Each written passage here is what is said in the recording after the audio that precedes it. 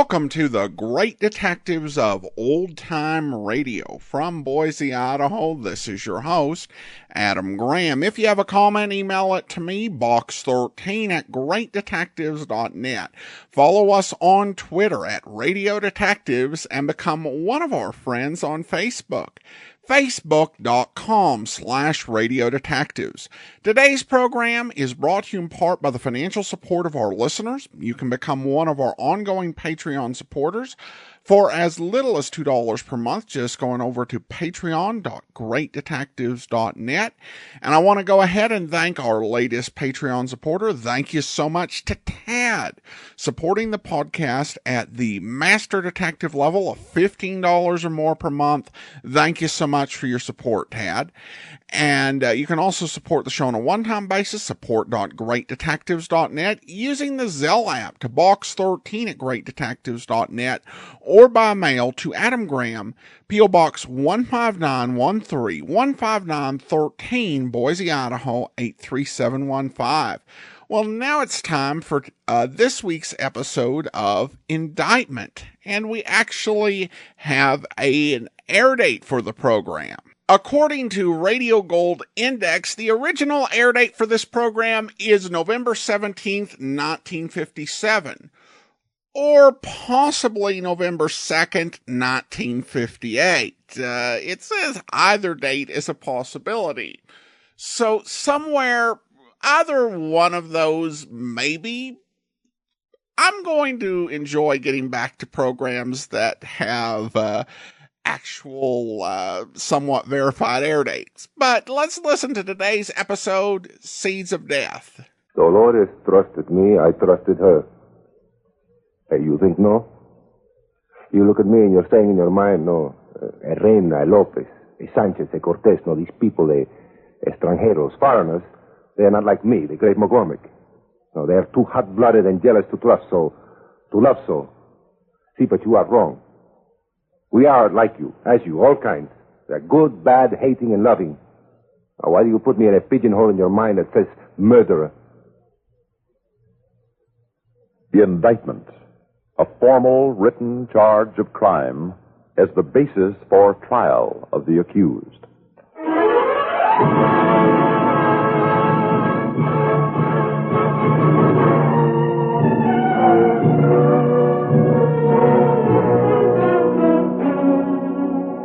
Indictment. The drama you're about to hear is from New York City and is based on stories of the criminal law, with authentic procedures as detailed by Eleazar Lipsky, former Assistant District Attorney of New York. It is the Assistant District Attorney who directs criminal investigations, assembles facts and witnesses, builds the case to a just indictment.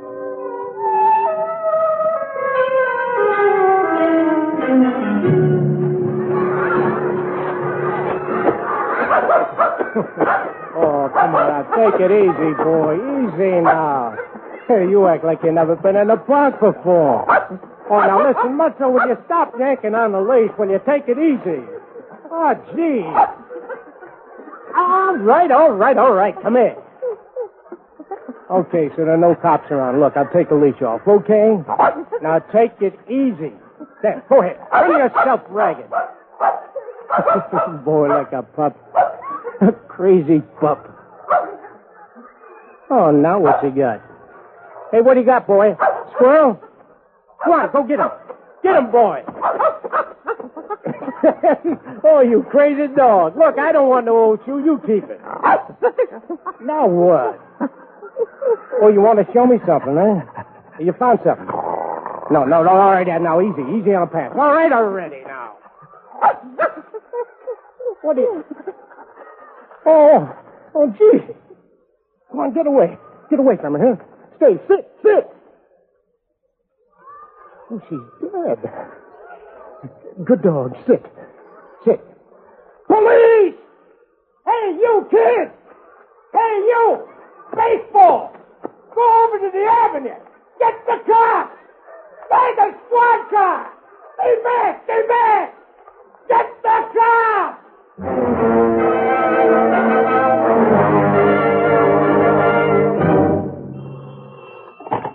McCormick. Ed, come On the girl in Central Park yesterday. Yeah, Tom. I'm up at the 28th. I think we've got something coming up. Do you know who she is? They've got a fella named Rayna. Reyna. Peter Rayna. Think she might be his wife, Dolores. Been missing 2 days. All right, take him over to the mortuary. I'll meet you there. He came in with another girl, Ed. One Rita Morales. Girlfriend? Wife's cousin. Bring them both. Let them both view the body.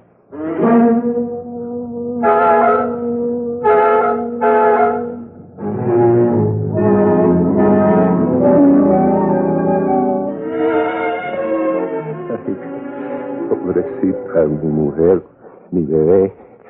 Dolores. Was his wife. Dolores. Mr. Rayna. No, en este momento terrible. No, por favor, no. He says, not now, senor, please. This terrible time. Let me talk to him. Let me answer whatever there may be questions. You'll talk for him. For now, yes, please. I'm sorry, Miss Morales. I want to talk to you a little later, but for now, I don't think you can answer the question I want to ask him. I am sure. You are? All right. Why did he kill her?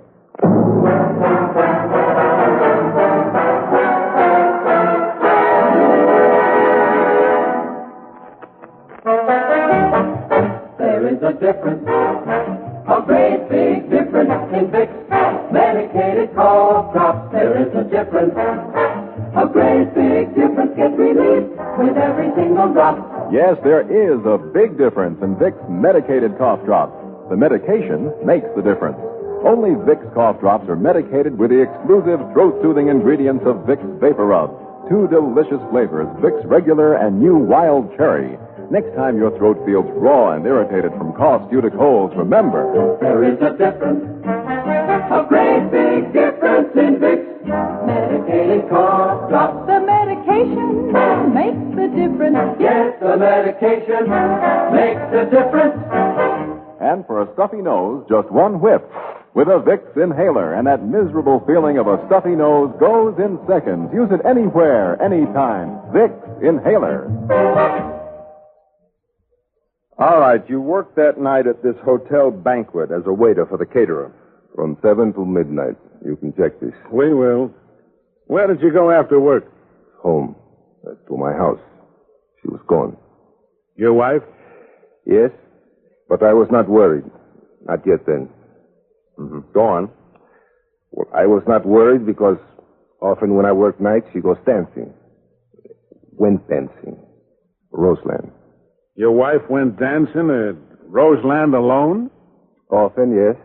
Why not? You tell us. Well, it's not like we had kids or anything. Why keep a pretty girl, a young wife in prison, cooped up in the house? You trusted her? Of course. Roseland, such places like that, they are muy respectable. Very respectable. Why? Well, they are for people who only want to go dancing. I know. I went there once. Strangers to dance with strangers. Yes, it's true. But the girls do not make the dates. There are rules. All is proper. The management is carefully watched. Go on. And which is better, Mr. McCormick? To suspect and to forbid, or to trust and allow? And you trusted her? I trusted her. She trusted me. You think no? Go on with your story. You look at me and you're saying a Reina, a Lopez, a Sanchez, a Cortez. No, these people are extranjeros, foreigners. They are not like me. They are too hot-blooded and jealous to trust, to love so. Go on with your story. See, but you are wrong, see? We are like you. We are all kinds, good, bad, hating, and trusting. Now, why do you put me in a pigeonhole in your mind? It was extremely respectable. Get on with your story. What did you do when you found your wife wasn't at home? I went to bed to sleep. Next morning? To see if Dolores stayed with Rita Morales. She often do that? Sometimes after dancing together. She ever call and tell you? There's no phone. Then I begin to worry. Rita worries. We report her to the police, missing. That's right, Mr. McCormick. It's on the record. All right. And would I do this if I had done the terrible thing you say? If you didn't kill your wife, go on, prove it. Prove to me you didn't. I did not. No, it's as simple as that. Were you in Central Park last night? No. The last time I was at the park, in the summer, a long time ago. Were you ever near that spot? Spot? Yeah. Oh, well. No, never. Rayna, I'm going to give you a break. Would you mind if we sent your clothes to the laboratory for testing? These clothes for testing? For blood and such. And the rest of your suits at home? Do you have this right? It's for your own benefit, Rayna. If you're not guilty, finding them clean will be in your favor. There. My keys. Take them all. These two. These are all the clothes you have? Yes. No. Oh? In my locker at the caterer's is my uniform and a pair of sports slacks. Nothing else. With my home keys, you have the keys to my locker. You have all. All right, let's go on. You went directly home from the banquet. Yes. You found your wife missing. I went to sleep. I woke up. I went to Rita's. We went to the police. Is there anything going on between you and Rita? How do you mean? You know. Come on. No. How does Rita feel about you? There is nothing between us. Nothing. That's a terrible thing for a gentleman like you to say. All right, just one more question for now. And then I go. You'll sit in that room to think the whole thing over a while, sure. But for now, just one question. You know the question right now. I know I have answered all the questions with the truth. All right, work on this one then. Why did you kill your wife?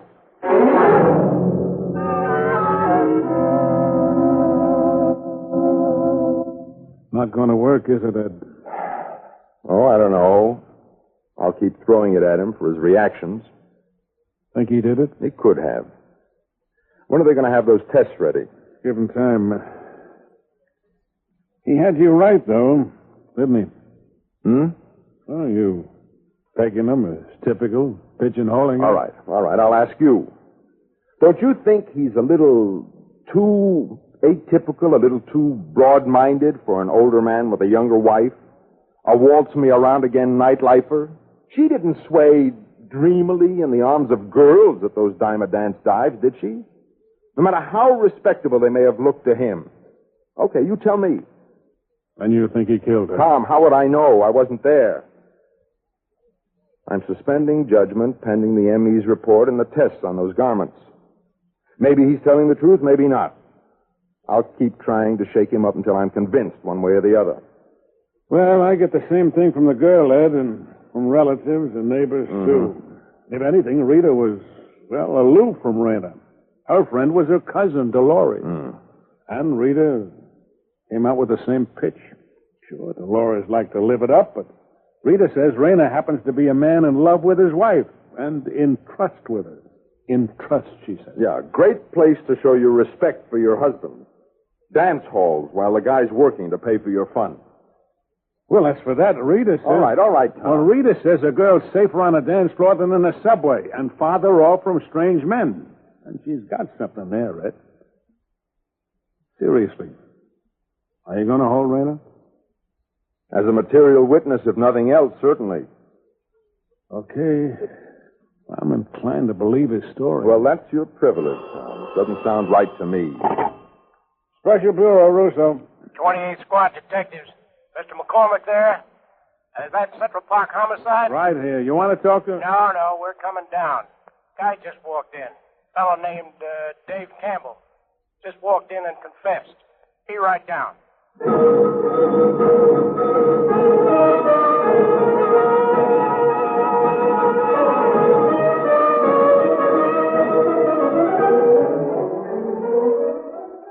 What'd y'all check my clothes for? For tests. How's that, mister? Tests for blood, body fluids. Oh, you find blood, all right. I done it. I've been telling you. Now, let me get this straight now. Yeah. You met her at Roseland. You dated her. That's right. You rode around in taxis. Rode all around, that's right. You made the rounds. Bar after bar, lots of bars, that's right. And I remember clear as day. Last thing was we had Boilermakers. 3, 4 Boilermakers. A little old place on 125th, down near the railroad, you know. You both had Boilermakers. Oh, yes, sir. Bourbon Boilermakers it was. What time was that? Let's see. Last I remember it was about 2 a.m. in the morning. 2 a.m. All right, then what? Why, then over to the park. Kind of loving it up. Uh-huh. Did the girl offer any resistance? Scratch me some. Right here, you see? I must have got mad. Drunk. I didn't know what I was doing. Drunk. Didn't know what I was doing. Go on. I just don't remember. But I done it, that's for sure. I know I done it. And I ought to go to the chair. I deserve it. I sure do. Okay, Campbell, what did you do with the knife you killed her with? Well, I throwed it down a sewer. I don't remember where. Just a sewer. Was she still alive when you dragged her from the park bench into the brush? Oh, yes, sir. She come with me from the bench willingly. But she was drunk. Oh, boy. Drunk on the hoot owl, uh-huh. And me too, boy. Campbell, what did you do with the watch and rosary? Well, I swapped the watch in for drinks next night. What's a rosary? String of beads with a crucifix attached. Oh, sure. I throwed it in the brush. I ought to get the chair. Well, what's them papers, boss? You going to sign me over for the jailhouse? These are reports from the medical examiner and the police laboratory. And you, Campbell, you're a liar. You're a sick, infantile, exhibitionistic, masochistic liar. No, sir, I've done it. I tell you drunk.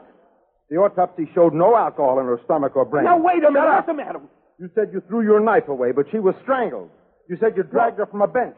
There isn't a bench within a half a mile of where she was found. And she had no watch, and her rosary was still clutched in her hand. But I was there. I done it. I swear. That's the truth. And I'm going to get the chair. You're going to get 90 days for vagrancy and run out of town. That's all you're going to get. Sergeant, take him away.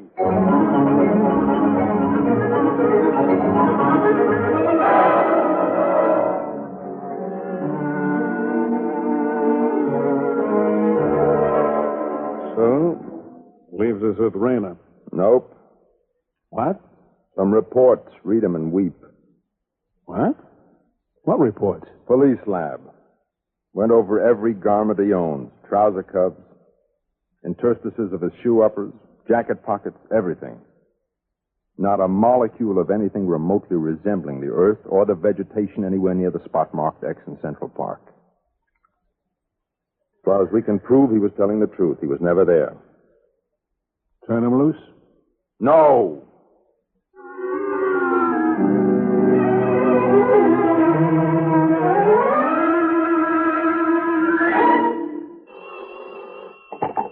McCormick. Tom Russo. What have you got, Tom? Rayna on a skewer. I picked up Rita Morales in a pawn shop, Ed, trying to raise some money on a man's suit. Rayna's. Traced the label clear back to her sales slip. Rayna. Get it over to the lab and come in. Oh, wait a minute, Tom. Yeah? Pick up the doorman from the Roseland. After the lab's gone over the suit, we'll put it on Rayna and see if the doorman remembers him.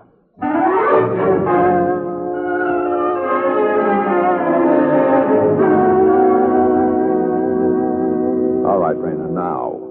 Why'd you do it? I did not do it. The doorman says you picked your wife up at 1 a.m. Many men picked up many women that night at that place.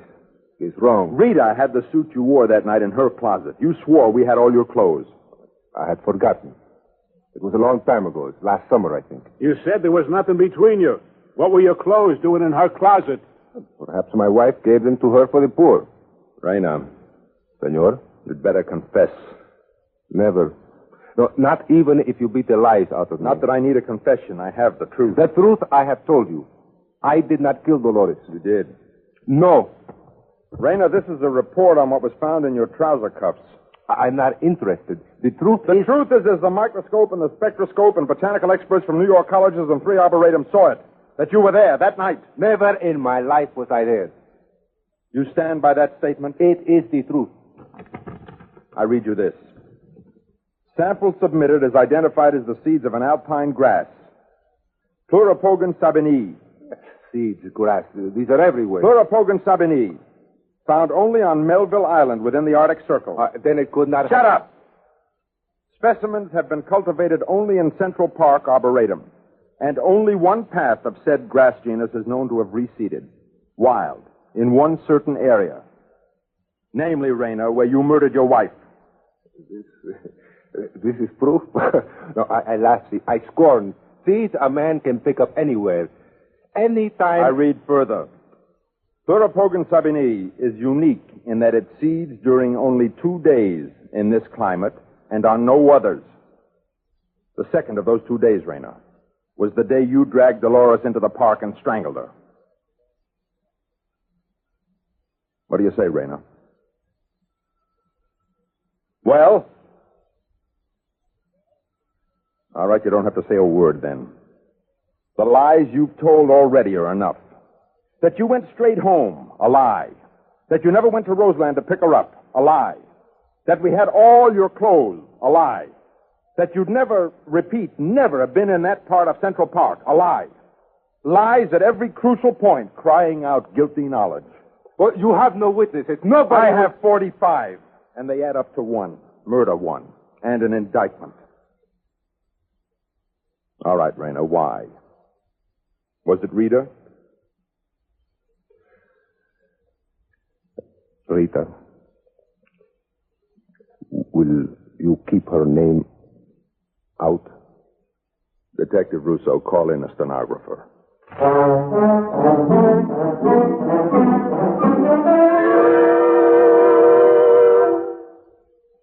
In just a moment, we will return to Indictment. I'm the Vic Nettie Miss Ray. Get relief. Try me today. Clear stuffy nose fast with relief that will last. Just 2 quick squeezes do the trick. Yes, Vicks Nettie Miss Nasal Spray. Just 2 quick squeezes. Open, stuffy nose fast. You breathe easy for hours. You see, the antihistamine in Medimist checks the sniffles and sneezes of allergies and head colds. Nose opens, head clears. And because Medimist is antibiotic, it kills millions of germs that can cause infection, yet it never stings or burns. So why put up with that clogged up feeling of sinus or head cold? Get handy Vicks Medimist nasal spray and open stuffy nose fast. You'll breathe easy for hours. Clear stuffy nose fast with relief that will last. Just 2 quick squeezes do the trick. Medimist. Where do you get 45 witnesses, Ed? I make it a half dozen. A doorman, reader, pawnbroker, medical examiner, a couple of botanists. Plus 11 samples of Central Park soil, identical with the soil where Dolores was found. And on Rayner's trouser knees. The seeds. I see, yeah. 28 seeds of Pluripogon sabinii. Seeds of doubt, death. Pluripogon sabinii. Common name, northern catchgrass. Family Polygonum aviculaire, it says here. Common name, knotgrass. Knot? K-N-O-T. As in hangman's. The chair will do just as well.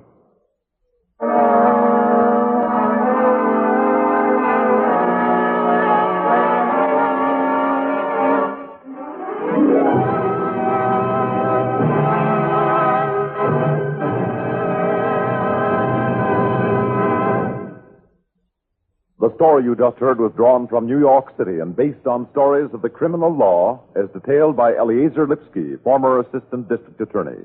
The names of all persons and places were changed. Indictment is written by Alan Sloan, produced by Nathan Kroll, and directed by Paul Roberts. Nat Polan is starred as Edward McCormick. Jack Arthur is heard as Tom Russo. The Master was played by Sam Raskin. Peter Reyna by Mario Alcalde. Rita Morales by Bryna Rayburn. Dave Campbell by Frank Barron. Have you ever picked up the newspaper and read about some heroic person who saved someone's life? And haven't you sometimes thought to yourself, Wouldn't it be wonderful if I could have saved somebody's life someday?